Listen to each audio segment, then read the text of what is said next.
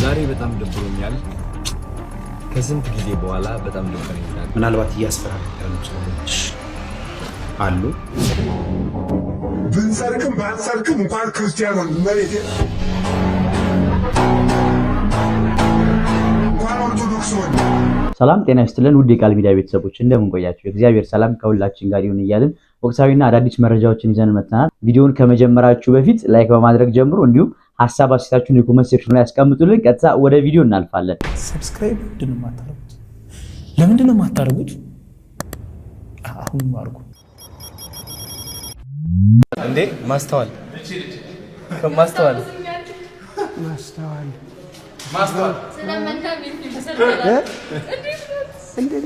እርሱ ነገራቸው ፊልሙን ሳይው ነበረ ከአበሻ ይሳማ አበሻ ሰላም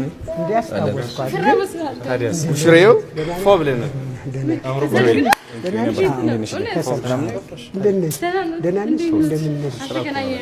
ውበትሽ አልጠፋም፣ አሁን ጨምሯል። እንደው የኔ ውድ ልጅ ከዚህ ዓመት በፊት ነበር የሰራችሁት አብራችሁ? 5-6 ይሆናል። ዋው ይሆናል። አስተውሰውታል። ከቴዲ ተሾመ ጋር እኮ ጅማሬው ታናሽ ቢሆንም ፍጻሜው ግን ታላቅ። በእውነት በጣም ትልቅ ሰው ለመሆን እያሰብሽ ነው? እኔ አሁን አደኩኝ እኮ 25 ዓመት ሞላኝ። 55 ከምኔው ያኔ 10 ምናምን ነበርኩ። በጣም ትጨነሽ፣ በጣም ትጨነሽ። ዋው! የትንሱ ግን ጓደኛ ነሽ፣ የልጅነት ጓደኛ አይነት ነገር ነው ስትሰሪ ነበር እዛ ላይ ትንሱ ላይ ጓደኛ ፍቅረኛሞች ነገር እንደዛ። እኔ ደግሞ እንደ ቄስም ያደርገኛል ጋቢ ለብሼ ካባ ነገር ምናምን አይዟችሁ ልጆች እንደዚህ ብቻ። ግን የሆነ በደም ካንሰር ላይ ይሁን ብቻ እርዳታ እያሰባሰባችሁ ነበር፣ እኔ አግዛችሁ ነበር። ዛሬ በጣም ደብሮኛል። ከስንት ጊዜ በኋላ በጣም ደበረኝ ዛሬ። እንደምታውቁት እኔ ውስጤ ላይ ያለው ስሜት አልዋሻችሁም፣ ከብዶኝ ነበረ ዛሬ፣ ጨንቆኝ ነበረ፣ ደብሮኝ ነበረ። ከዚህ ምንድነው የምማረው? አይ ቲንክ አንዳንዴ መማር ይሰለቸኛል። አይሰለቻችሁም? አንዳንዴ በህይወት መማር አይሰለቻችሁም? ዋት መማሩ የሚቅርብኝ ዝም ብዬ ልኑር ብቻ ከነ ድብርቱ ከነ ጭንቀቱ ከነ ምናምኑ ህይወት ነች፣ በቃ ዝም ብዬ ልኑራት ብላችሁ አታውቁም? ሰው እንደዛ አይነት ቀን ያሳለፍኩት ዛሬ እላችኋለሁ። ግን አዶናይ ነኝና መማር ወዳለሁ ከህይወት።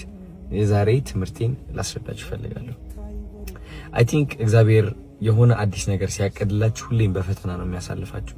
እኔ ልብ ብዬ አስተውየዋለሁ። እኔ እንደኔ በጣም በብዙ ፈተና ያለፈ ሰው የለም። ልንገራችሁ ጋይስ፣ በብዙ ነገር ተፈትኛለሁ። በብዙ ንቀት አልፌያለሁ፣ በብዙ ውድቀት፣ በብዙ ኖ እምቢ፣ አንተ በቂ አይደለህም ምናምን በጣም ኤክስፒሪየንስ ያደረኩኝ ሰው ነኝ። በእነዚህ ነገሮች አልፌያለሁና አስተውያለሁ። የእግዚአብሔር የበረከት ፕሮሰስ አይቼዋለሁ፣ ስቴፕ ባይ ስቴፕ ምን እንደሚመስል። ሁሌም አንድ እግዚአብሔር ማለት ነው በረከት ሲያስብልህ መጀመሪያ ምን ያደርጋል መሰላችሁ? ድክመትን እንድታይ ያደርጋል። ያለህበት አዘቅት እንድታይ ያደርጋል። ያለህበት ጨለማ፣ ጭንቀት፣ ራስን መጥላት፣ ሁሉም ነገር ማለት ነው። ከዛ በኋላ ምንድነው የሚያደርገው እግዚአብሔር? በእነዚህ ድክመቶችና በእነዚህ ያስተዋልካቸው ጭንቀቶች whatever it is ህይወትህ ላይ ያለ ነገር እንድትሰቃይ ያደርጋል። እንድትሰቃይ የሚያደርግህ ግን እንድታስተውል ስለሚያደርግህ ነው። እያስተዋልካቸው ነው የምትቀጥለው። እየተሰቃየ እንደሆነ ካስተዋልክ በየቀኑ እየተሰቃየ ትሄዳለህ። ስቃዩ ላይ ሳይሆን ማስተዋሉ ላይ ነው ያለው። ገባችሁ አይደል? ስቃዩን ማስተዋልህ ነው የሚያሰቃየ እና እግዚአብሔር ማስተዋሉን ይሰጣል። እኛ ግን የሚመስለን ምንድነው? እግዚአብሔር ወይ ለምንድነው የምታሰቃየኝ እንላለን። ግን ችግሩ ያላወቅንበት ማለት ነው እግዚአብሔር ማስተዋላችን እየጨመረው ነው። ይህ ማስተዋላችን ደግሞ ወዴት ነው የሚቀጥለው መሰላችሁ ጋይስ? ይህ ማስተዋል ወደ አዋቂነት ይቀጥላል። ስለ ህይወት ማወቅ ትጀምራላችሁ። ስለ ራሳችሁ ማወቅ ትጀምራላችሁ። ስለ ብዙ ነገሮች ማወቅ ትጀምራላችሁ። ከዛ መረጋጋትን ይከተላል። ተረጋጋላችሁ። ቢካዝ ካወቃችሁ በኋላ ለምን እየተጎዳችሁ እንደሆነ ታውቁታላችሁ። ማን እየጎዳችሁ እንደሆነ፣ ውድቀታችሁ ከየት እንደመጣ፣ ከዛስ ምንድነው የሚከተለው የሚለው ነገር ልባችሁና አእምሯችሁ እያወቀ ይመጣል ይመጣል ማለት ነው። እዚህ ደረጃ ላይ ከደረሳችሁ ደግሞ ተስፋ መቁረጥ የሚባል ነገር የለም። ከእውቀት በኋላ ከዛ ተስፋ አለመቁረጥ ይቀጥላል። ተስፋ አለመቁረጥን ደግሞ ምን ያመጣል? በረከትን ያመጣል። ይህ በረከት ደግሞ ከምታስቡት በላይ ትልቅ ይሆናል። እግዚአብሔር የፈለገው በረከት ይሆናል። ከዛ በኋላ ግን ከበረከት በኋላ ደግሞ ትንጥዬ ውድቀት ትከተላለች። እቺ ውድቀት ደግሞ ምንድነው የምታስከትለው? ማስተዋልን ታስከትላለች። ከማስተዋል በኋላ ደግሞ አዋቂነትን ታስከትላለች። ከአዋቂነት በኋላ ደግሞ ተስፋ ለመቁረጥን፣ ካለ ተስፋ ለመቁረጥ ወደ በረከት ማለት ነው ጋይስ። ስለዚህ ሁሌም ስቴፕ ባይ ስቴፕ ነው። እናንተ ሜቢ አሁን ድህነት ውስጥ ልትሆኑ ትችላላችሁ። መውጣት ያቃታችሁ ድህነት ውስጥ፣ ወይም ደግሞ ራስን መጥላት፣ ህይወትን አስጠልቷችሁ ሊሆን ይችላል። ሁሉም ነገር ሰልችቷችሁ ሊሆን ይችላል። ግን ማወቅ ያለባችሁ ይህ ህይወት እያስጠላችሁ አይደለም፣ እያስጠላችሁ እንደሆነ ነው እያስተዋላችሁ ያላችሁት። ይህ ህይወት ስቃይ የበዛበት አይደለም፣ ስቃይ የበዛበት እንደሆነ ነው እያስተዋላችሁ ያላችሁት። ስለዚህ ማስተዋሉን አትጥሉት። እግዚአብሔር ነው እንደ ትዕድልት እንደ በረከት ጠቅልሎ እየሰጣችሁ ያለው። ለምን? ለአዲሱ በረከታችሁ እያዘጋጃችሁ ስለሆነ ማለት ነው ጋይስ። ልንገራችሁ፣ ስቃያችን ማስተዋል የማንችል ከሆነ ጋይስ በረከታችንን ማስተዋል አንችልም። ልብ ብላችሁ ተገንዘቡልኝ። ስቃያችን የማስተዋል አቅም ከሌለን፣ ድክመታችን ጎዶሎነታችን የማስተዋል አቅም ከሌለን፣ ጥንካሬያችንና ስኬታችን የማስተዋል አቅምም የለንም። ስለዚህ እኔ ሁሌም ኦፍ ኮርስ ዛሬ አሁን ወድቅ ያለው ብዬ አስባለሁ። ያጋጠመኝ ነገር አለ፣ ገባችሁ አይደለ? የሆነ የደበረኝ ነገር አለ፣ አስተውየዋለሁ። ግን ይህ ውድቀት አስተዋልኩት እንጂ ይህ ውድቀት የኔ ሆኖ ለዘላለም አይቀጥልም። ማስተዋሌ ነው ዋናው ነገሩ። ካስተዋልኩኝ በኋላ ደግሞ አውቀዋለሁ እንዴት አድርጌ እንደምወጣ ከዚህ ውድቀት። ካወቅኩኝ በኋላ ደግሞ ተስፋ አልቆርጥበትም ብዬ እቀጥላለሁ። ገባችሁ አይደል? ከዛ መጨረሻ ምን ይመጣል? በረከት ይመጣል ማለት ነው። እንደዚህ ነው ጋይስ፣ የእግዚአብሔር በረከት በዚህ ይሰራል።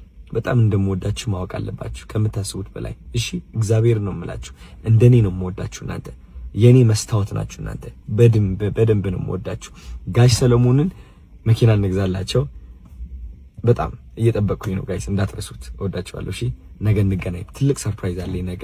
የሚገርም vlog ነው የምሰራላችሁ። በጣም ጠብቁኝ። እወዳችኋለሁ። እሺ፣ ጭንቀት ያለ ነገር ነው፣ አትጨናነቁ አልላችሁ። አስተውሉት። ይህ ጭንቀት፣ ከጭንቀት በኋላ ማስተዋል፣ ከማስተዋል በኋላ እውቀት፣ ከእውቀት በኋላ ተስፋ ለመቁረጥ፣ ከተስፋ ለመቁረጥ በኋላ በረከት። ይህንን ቪዲዮ በተቻለ መጠን ኮፒ ሊንክ ሼር በማድረግ እንግዲህ ለአዶናይ እንዲደርሰው እንድታደርጉልኝ ጥሬን አቀርብላችኋለሁ። ከቻላችሁም ደግሞ ታግ አድርጉለት፣ ምክንያቱም ይጠቅማል ብዬ አስባለሁ። ዛሬ እንግዲህ 3 ነው 4 ቪዲዮዎችን በጣም ፍራስትሬት ያደረገበትን ቪዲዮዎች ለቋልና በዛ ላይ የሆነ የተመለከትኩት ነገር አለና ምናልባት እያስፈራሩት ያሉ ሰዎች አሉ። እነሱንም ያው እንዲህ ያለ ነገር ሲሰራ ትልቅ ነገር የሚሰራ ሰው ብዙ ጊዜ ጠላቱ ይበዛል። ጠላት የሌለው ሰው ምንድነው? ስራ የማይሰራ ሰው፣ እውነቱን ለመናገር ማለት ነው። እንግዲህ ከዓላማው እንትን እንዲል ዳብዛው እንዲጠፋ እንዲደነግጥ ለማድረግ ሰዎች ጥረት እያደረጉ እንዳለ የሆነ መረዳት ይቻላል። እኔ ግን አንድ ከዚህ ነገር መረዳት የቻልኩት እንዴት ይሄ ነገር ከየት መጣ የሚለውን ነገር በተቻለ መጠን እንግዲህ ያለውን ሶሻል ሚዲያ በጣም ለመሽከርከር ሞክሬያለሁና ይሄ ነገር ሊመነጭበት ይችላል ብዬ የተረዳሁት አንድ ነገር አለ። ኢትዮጵያኖች ልክ አንድ መሆን ሲጀምሩ፣ በሆነ ነገር ላይ መግባባት ሲጀምሩ እንዴት አድርገን እናጣላቸው ብለው የሚነሱ ሰዎች አሉና ዝም ብዬ እነኛ ሰዎች ስፖንሰር የሚያደርጓቸው እነማንን ነው ብዬ ነገሮችን ማፈላለግ ጀመርኩ። ምናልባት ተሳስቼ ሊሆን ይችላል፣ ግን እኔ የሚሰማኝ 100% እሱ እንደሆነ ነው የሚሰማኝ ዛሬ ላይ ሆኜ ማለት ነው። እና ዞር ሄጄ አየሁ እና አንከር ሚዲያን አየሁ፣ የተለያዩ ሚዲያዎችን ሪዮትን አየሁ እና ዛራን አየሁ፣ የተለያዩ ሚዲያዎችን አየሁ። ሰሞኑን ምን እየተከሰተ ነው የሚለውን ነገር ማለት ነው። ዝም ብዬ ሶሻል ሚዲያ ላይ ያስገባው ቪዋቸውን ሰብስክራይበራቸውን ማየት ጀመርኩ እና ያለፈው 1 ወር ከምናምን በፊት ያገኙ ከነበረው ቪው በግማሽ በሚያክል ቀንሷል። ሰው እንዳለ ማለት ነው። በፊት እነሱን ያየ የነበረው ዛሬ ሁሉም ሰው ማለት ነው ቲክቶክ ላይ ነው። ኢትዮጵያ ውስጥ ተሰሚነታቸው በጣም እየቀነሰባቸው መጥቷል። ስለዚህ ምንድነው የሚያደርጉት? እነሱ ባለ በሌላ አቅማቸው እንግዲህ የዶላር አቅም አላቸው። ከተለያዩ ሀገር ስፖንሰሮች ያገኛሉ። ሰዎችን እዚህ መግዛት ይጀምራሉ ማለት ነው። የሚሸጡ ሰዎች ደግሞ በሽ ገንዘብ ያገኝ እንጂ ለመሸጥ ራሱን ያዘጋጀ በጣም ብዙ ሰው አለ። ያንን ሰው የዶክተር ልትለው ትችላለህ፣ ፕሮፌሰር ልትለው ትችላለህ፣ ማንም ሊሆን ይችላል። ስለዚህ ይዞ ይመጣል ማለት ነው። ይዞ ይመጣና መከፋፈያውን ይዞ ይመጣል። ይሄ ያግባባን ብዙ ሰዎችን ከችግር እያወጣ ያለውን ቃል እንዳትጠቀመው በሚመስል በቃሉ አይደለም ችግራቸው አንዱን ችግራቸው ተስማማን። ስለ አንድ ጉዳይ ማውራት ጀመር። ስለ ሀገር ውስጥ ችግራችን ማውራት ጀመር። ስለ መለወጥ ማውራት ጀመር። ይሄ ነገር የሚያበሳጫቸው። ስለዚህ ዛሬ በየሶሻል ሚዲያ ሲጻፉ የነበሩት ሲባሉ የነበሩ ነገሮች ከዛ ነው ጀነሬት የሚያደርጉት እንጂ ሀገር ውስጥ ናቸው ብዬ አላስብም። ምናልባት ተጠግተው ያስፈራሩ ስልጣን ላይ ያሉ ሰዎች ሊኖሩ ይችላሉ። ስልጣን ላይ ያለ ሰውም በድብቅ የሚሸጥ አይጠፋም። ስለዚህ ራስትሬት አታድርግ። ምናልባት ከዚህ ነገር እንድታልፍ ይረዳል ብዬ ያሰብኩት አንድ መጽሐፍ ቅዱስ ቃል ልስጥ። መጽሐፈ መሳፍንት ምዕራፍ 16 ነው። ስለ ሳምሶን ጸጉር ነው የሚያወራው። እግዚአብሔር ኃይልን ለሳምሶን ሲሰጥ በጸጉሩ በኩል ይሰጥ። ጸጉሩን ሲላጭ ፓወሩ እስኪያድግለት ጸጉሩ ተመልሶ እስኪያድግለት መከራውን ከፈለ። ስለዚህ አንተ መከራ መክፈል ከሌለብህ ጸጉርህን አትላጭ። ብዙ አንተን ጸጉር ለማስላጨት የሚመጡ ሰዎች አሉ። እመነኝ፣ ስግጥ ፍምስ የምትለዋን ቃል የጣልክ ቀን ጸጉርህን ትላጫለህ። እመነኝ፣ ይህን 100% እርግጠኛ ሆኜ ነው የምነግርህ። ምክንያቱም የሚተካው ቃል የለም። አሁን ላለው ሙቭመንት ተኪ ቃል የለም። ፈለኩ በገባኝ ልክ ማለት ነው የተወሰኑ ነገሮችን አናላይዝ ለማድረግ ሞከርኩኝ። ይሰበራል። ይሄ ሁሉ ሙቭመንት ይኮላሻል። ለማንም መጠቀሚያ እንድትሆን አልፈልግም። ብዙዎቻችን ካንተ ጋር ነው። እነ ሰለሞን ሹብዬ እየመጡ አለ የተባለ ጉዱ ጋዜጠኛ ካንተ ጎን ነው ማለት ነው። ቆመ እኮ በቃ ገና ማለት ነው ይወጣሉ። ፕሮፌሰሮች ታያል በቅርብ ጊዜ እንትናቸው ሰብረው ሲወጡ ነው ያነቃቸው የጋረዳቸው ሼድ እስኪለቃቸው ድረስ ነው ይወጣሉ። ግን ምንድነው እየሰራ ስለሆነ ብዙ ሰዎች ከታሰሩት ቀንበር እየፈታቸው ስለሆነ ለምትሰራው ስራ እየከፈልክ መስዋዕት እየሆንክ አንተ ያበራኸውን ብርሃን ማለት ነው ሊያጠፋ የማይሮጥ የለም። አንተ ደግሞ ተባባሪያቱ ኦልሬዲ አንተ የታየ ራዕይ አለ። ያ ራዕይ ደግሞ ይሳካል። እንደኔ ያመነብህ የለም። እርግጠኛ ነኝ እንደሚሆን እርግጠኛ ነኝ። እኔ 100% እርግጠኛ ነኝ። ብዙ ሰዎች አድማስ አቋርጦ ማለት ገጠር ላይ ሰዎችን ከስራቸው እየፈታ እንዳለ አስባለሁ። አስብ። ትንሾቹ ላይ ልጆቻችን ላይማ ቀላል ተጽዕኖ አይፈጥርም እና እባክህ ይሄንን ሙቭመንት ቃሉን አትቀይረው። እንግዲህ አዶናይ ያው አነጋጋሪ መሆኑን ቀጥሎበታል። አሁን ላይ ትልልቅ ሰዎች ሳይቀሩ የሱን ስም እያነሱ ሲናገሩ ትሰማላችሁ። እንግዲህ ኢትዮጵያ ላይ ያለውን ኢንፍሉዌንስ ነው የሚያሳየው። ይሄ ልጅ እንግዲህ በብዙዎች ዘንድ ይወደዳል። የሚወደደው ለምንድን ነው? ያው ላይክ አንደኛ ልቡ ቀና ነው፣ ሁለተኛ ተንኮል የለበትም፣ ሶስተኛ ደግሞ ኢትዮጵያውያን ወይም ህዝቡ የሚፈልገው ይሄ ዘረኝነቱ እሱ ላይ ብዙ አናይበትም ማለት ነው። ለዛ ነው የምንወደው። ከዛ ውጪ እውቀት አለው። ጥሩ ጎኑን የምትሰማ ከሆነ ታከብረዋለህ፣ ታደንቀዋለህ። በተለይ ወጣት እሱን የሚቃወም ወጣት ከ1 ሚሊዮን አንድ ሰው ብታገኝ ነው እሱም ያልገባው እንጂ አብዛኛው ወጣት ይረዳዋል። ግን ትልልቅ ሰዎች ሆነው ላይክ የተማረን ኢቨን የሚሉ እንዲሁም ደግሞ ሶሻል ሚዲያ ረጅም ጊዜ ቆየን የሚሉ ሰዎች አሉ። እሱን ሲቃወሙ የምትሰማቸው ማለት ነው። አይ ዶንት ኖ ምን አይነት ማይንድ ሴት እንዳላቸው ምን አይነት አስተሳሰብ እንዳላቸው እነዛ ሰዎች አላውቅም። እና እቺ ሰግጥ ፈምስ የምትለዋን ነገር እንደ ታይትል ይሄ ልጅ ያዘ እንጂ ኤቭሪዌር የሱ ማንነት በዛ የሚለካ ልጅ አይደለም። ያን ነገር የተናገረበት አውድ አለ። ያን አውድ የሚረዳው ሰው ጀስት በቃ ሰግጥ የሚለው ላይክ አንድ ለዓላማህ ነው። ዓላማህ አንድ ነገር ካሰብክ ያን ነገር ሳታሳካ ወደ ኋላ ባካፕ አታርግ፣ አትፍራ፣ ሰዎች ይሉንታ ያዘ አይነት ነገር ነው ስሜቱ ሲናገር ከሰማችሁት ማለት ነውና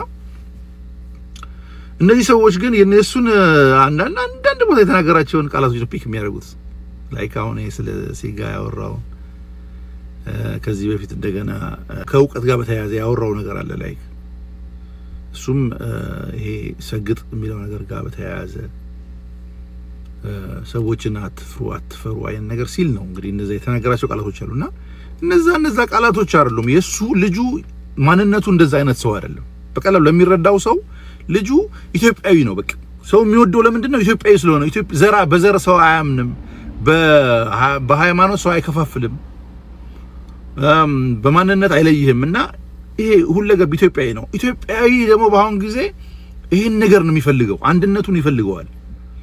ይሄ በብሔር መለያየታችንን፣ በቋንቋ በሃይማኖት መለያየታችንን ይሄን ነገር እየሰበረ ያለ ልጅ ነው። ከትልልቅ ሰዎች ብዙ ነገር ይማራል ካያችሁት፣ ይረዳል። ሲረዳ ደግሞ ካያችሁት እምነት አይለይም፣ ሁሉም ጋር ይደርሳል። የሰዎችን ህይወት ለመቀየር የሚሄድበት ርቀት ተመልከት። ይሄን ነገር ካየው በዚህ ወጣትነት እድሜው የሰራውን ነገር እናንተ ትልልቅ ሰዎች ሆናችሁ ስላልሰራችሁት ነው በቃ በዚህ ላይ የምታብዱት ማለት ነው። ኢትዮጵያ በእናንተ ዘመን ላይ ምንም ስላልሰራችሁ ነው እንደዚህ ደሃ ሀገር ያስረከባችሁን ማለት ነው። የተሻለ ነገር ሰርታችሁ ቢሆን ኖሮ እኮ የተሻለ ሀገር እንረከብ ነበር።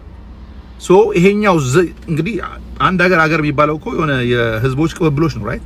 ሶ እናንተ ሰርታችሁ ያለፋችሁትን ነገር ይሄ ልጅ ሰርቶ ሲያሳየን እሱ ላይ ኮምፕሌክስ መጣበት ማለት ነው። እነዚህ ሰዎች እንደዚህ አይነት ስሜት አላቸው ብዬ ነው የማስበው ማለት ነው። ስለዚህ እናንተ ሰዎች ፕሊዝ ላኩላቸው። በቃ ተውን። ይሄን የዚህን ዘመን ወጣት ተውት። የእናንተ ዘመን ኦልሬዲ አልፏል። ምንም ነገር ስላልሰራችሁ የተሻለ ሀገር አላስረከባችሁንም። ስለዚህ እኛ ደግሞ በመሰለን መልኩ እየተረዳዳን እየተጋገዝን ሀገራችንን እንቀይር እና የእናንተ አሳሰብን እኛ ላይ ያጫኑብን ለማለት ነው። ይሄ ልጅ አሁንም ይችላል። ወጣቶች በተለይ እድሜያችሁ ከ40 በታች የሆናችሁ ሰዎች ይሄ ልጅ ደግፉት። ይጠቅማችኋል፣ ያጎዳችሁ። የመረኝ ነው ነገራችሁ። ያንን ለማለት ነው። ሰላም ለኛ፣ ሰላም ለኢትዮጵያ፣ ሰላም ብንሰርቅም ባንሰርቅም እንኳን ክርስቲያኖን መሬቴ እንኳን ኦርቶዶክስ ሆነ